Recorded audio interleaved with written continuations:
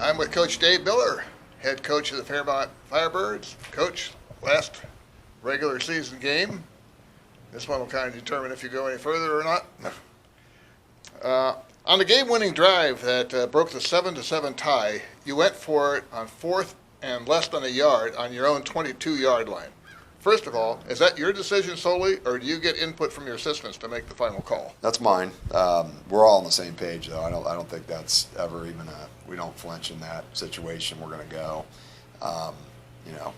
We feel like we can get those, and if we don't deserve to, to win really in the end. So I think our guys have a lot of confidence in their ability to go get a yard when we need to. So, but it was big, obviously. So. All right. Slifer, is that right? Slifer. Yep. You got it right this week. Yep. Slifer picked up the first down. Is he your version of the Chicago Bears' William T., the refrigerator Perry? Well, he's a little lighter than the fridge, but he's a hard-nosed kid and has a little more weight. So I think he likes, kind of relishes those positions to try to go get a yard, and so. We've kind of evolved to that, with Doty being out. We had to kind of figure out, and Damien does a good job with it too. I mean, we have some other guys that can do it, but we started working Slife a little bit of fullback, and that kind of just evolved, like we said. So it worked out. Again, that was a big play. During the game, both Hill and Hefner played quarterback. What is the design to play both quarterbacks? Well, they're both. I mean, we rotate 3 in practice. Brett Helty rotates 2, and he's one of our other halfbacks, so he gets a little more time there. Reagan's done a good job. He's improving each week, and gives us some things that JJ really doesn't do as well, I guess we'd say, but so they kind of complement each other in that sense. But both guys are great. I mean, we can go with either one of them, and really, I'd feel comfortable with Brett. I've said it all year. We have 3 quarterbacks that can play, and it's we've done that in our scrimmages. This is kind of the first year that we've rotated all 3 in practice, so we're ready. I mean, it's just more in that situation, getting game experience. Reagan's going to be back next year, and we're looking to try to get him some experience in games, so he's ready to go next year too. So you always got to have an eye on the future, as you're doing this stuff as well, and what we're doing in games. So that was kind of it. Let's talk defense, which was outstanding. First of all, how did you hold Long to 48 rushing yards and 39 yards of which were on 1 carry? Well, we gang tackled. I mean, we stressed that all week and talked about how you nullify speed. You got to get to the ball, and so I think we did a pretty good job of it. We're not consistent enough yet, I think, as far as flying there. But Friday night we did. We had a lot of times 10, 11 guys at the where the ball carrier was. So you're going to miss some tackles sometimes. He's elusive. So we stress that too. You got to get there and get a lot of guys there, and then they're there to pick up the slack in case you miss. So that's kind of where we are. 3 times in the second half, Springfield goes for it on 4th down, and they were turned away each time.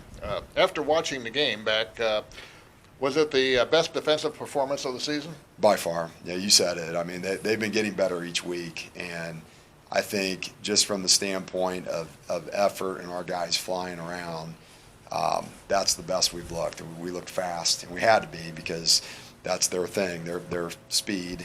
We kind of, I wouldn't say nullified it, but we were able to make some plays there just because of guys really, taking seriously, I have to do my job and I have to get there, and help my teammates out.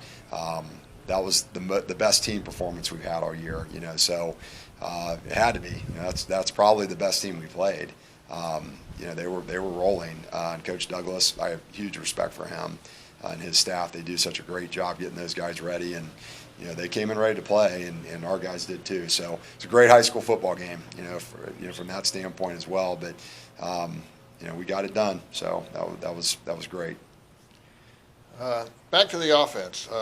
Doty early on gets injured again. He tries to come back, but then's out for the rest of the game. Is that your call, or does the medical personnel rule him out? Well, it's a little bit of everything. He didn't really re-injure it. It was just wasn't ready yet. I mean, he had a couple nice carries. His second carry of the game, he looked kind of old form. And I just think it was more, for him, it's more of a confidence thing, kind of where we are in the game. We kind of evaluate, Coach Baker coaches our fullbacks. We were talking, and we felt like Damien had a pretty good week the week before, had a really good week of practice, and was ready to step in there. And Logan, I just don't think he felt like he was 100%, and he could have played. Toward the end of the game, we talked about him possibly coming back in. Told him to be ready. We had a couple things that we were going to go to if we needed him, and he was ready to go. So I think it's more, kind of all the above. I guess the medical staff really didn't have to get involved because he was good enough to play. He's getting better each day, so that's kind of where we want him, rather than try to force the issue and again, maybe not be as healthy as what Damien was, where he could go in and do the job. Those guys have been complimenting each other since their freshman year, so it was kind of more of that. Let's talk about the offensive line that sustained scoring drives of 11 minutes and 10 minutes. You said it. I mean, they played their best game up front. We had to. They're well coached. Coach Douglas is a defensive guy. Played in the NFL for 11 years with the Bears. So he brings that background with him, and they play great defense. I mean, they're the number one defense in our conference every year, pretty much. For we're sometimes up there with them. We're getting there, but they do a great job over there, and we had to match it. And I think our guys played up front, just relentless, and had to. That's we knew going in we were going to have to get that done, and they did. Okay, let's move on to Beavercreek. The regular season finale is, of course, Beavercreek, with a playoff berth on line. The Beavers got their third conference win last week with a win over Wayne, outgaining them by 80 yards. Their workhorse, Kellen Reeves, 33 carries for 137 yards. His longest run was 16 yards. What do you see on film regarding this sophomore? A mirror. So we're very similar philosophically. Coach Smitherman and I have known each other for years. We coached together back at Twin Valley South back in the 1990s, and he was a part of my staff then. He was a part of my staff here at Fairmont back in 2021 when he was in between jobs. Coached my son, at Whiteout, which was great. So we have a history there, and we both believe in the triple option. We do it a little differently. He's a little more, I think, option oriented than we are. We're a little more power. Although I think, more and more each week we kind of start to mold or meld into each other, I guess. But it's centered around the fullback, and they've got a good one there. They actually have a couple good ones. I think the other young man was injured, but I fully expect he'll be ready to go against us. So great win for them. And that's I was over there 14 years. I actually coached a couple years. Coach Smitherman was on the staff with me over there with Gary Martin back in the early 2000s. So I know that was their biggest win of the season in recent history. I don't think they beat Wayne.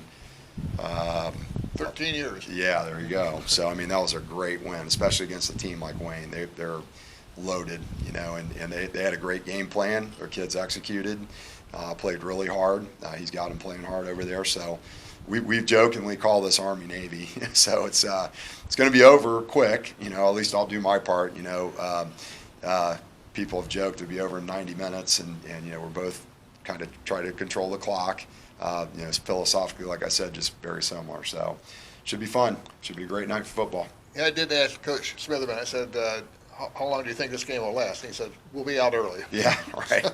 Pretty much. Okay, the Beavers' defense held Wayne to 200 yards. Can you give me your impression of that defense led by the leading tackler, David Sabota? Yeah, that's their free safety, and he's a good one. But they're playing hard, and they're well coached. Their kids fly to the ball. They put pressure on Wayne, and we're built differently offensively, but I know they're going to be ready for us.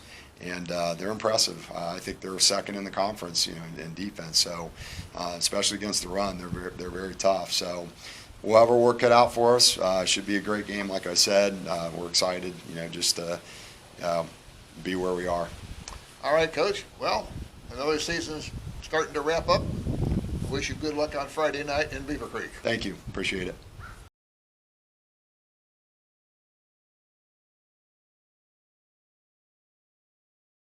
I am with Trave Smitherman, the head coach of the Beavercreek Beavers. And Coach, we're going to talk a little bit about your team and the performance last week and how you look at things go this week against Fairmont. Awesome. I appreciate it.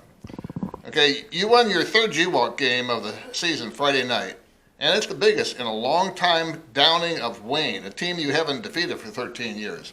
Coming off a tough loss against Springfield. In general, what do you see for your team against Wayne? What did you see against your team against Wayne, I should say? Just we're worried about one play at a time. Great effort. Play as hard as you can play. Don't look at the scoreboard, and try and get first downs. And we just had a great energy about us, offensive, defensively, and special teams. We paid attention to the small foundational points to get done what we needed to get done. And at the end, we ended up on the scoreboard. And that's where you wanted to be. Yes. You went with Calvin Sabota at quarterback, and he gave you 78 yards rushing. How did that play into the victory? It was huge. Calvin, we run the triple option, so Calvin did a really good job. He really used all three phases of the football game, where Calvin had an opportunity to hand the ball off early. They were really taking away the quarterback and tailback, so he handed it off, and Kellen had a chance to do some running there. And then halfway through the game, it kind of switched to where Calvin had a chance to run the football. He did a really efficient job there, keeping it. And then towards the end of the game, we had a chance to really get the tailback involved by pitching it some. It really helped us on the last drive to get down, to get an opportunity to score and go ahead.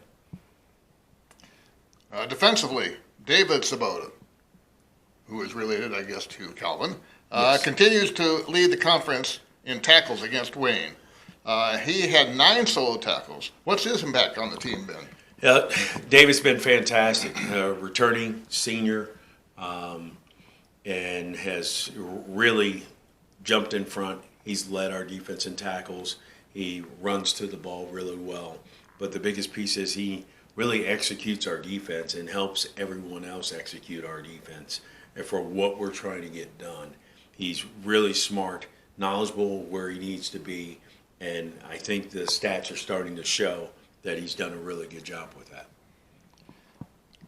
As for the rest of the defense, you held Wayne's quarterback Graham to a long pass of 24 yards against a fast and talented wide receivers. What was the strategy leading to that success? Well, twofold. The defensive line did a really good job maintaining the defensive front and taking away the run and forcing them to throw the pass. But then we actually got after them a little bit with some pressures that really caused them some problems, which we didn't do in previous games. So it was kind of something that they hadn't seen. And then we're lucky enough to have 2 really, really good corners on both sides, so we didn't have to chase him around. We know he's really talented, but we felt like our corners were really talented also, and they had some success covering there. And what we didn't want to do is give them the big play, the easy win. The workhorse and running back was Kellen Reeves with 33 carries and 137 yards. How about his performance? Kellen's fantastic, and you know, Kellen's a sophomore and really coming out of his shell as we get later into the season, which is nice because we really need him to be successful. He had gotten an opportunity to play against Wayne last year where they were out in front of us, and we got a chance to get some young guys in to see what they could do. He was one of the freshmen that had an opportunity to hit the field. He felt like he had some success. So going into the game, he probably had a private confidence about him as he got in, and it showed on Friday night that he was ready to go. Okay, now as far as this week, a Fairmont team that mirrors your offense. How does that make it easier to prepare for, and does it make it easy to prepare? Fairmont's a really good football team. Won the G-Walk last year. They're returning a lot of guys. They're a very physical football team. They just knocked off Springfield last week, so they're coming in off of a high. The good piece is we are at home. We'll have some momentum with that piece. We've got to really capture that and get after it.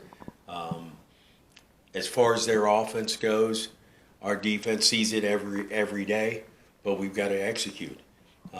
There's times that we have some success in practice, so could be some times where they have some success, which worries us.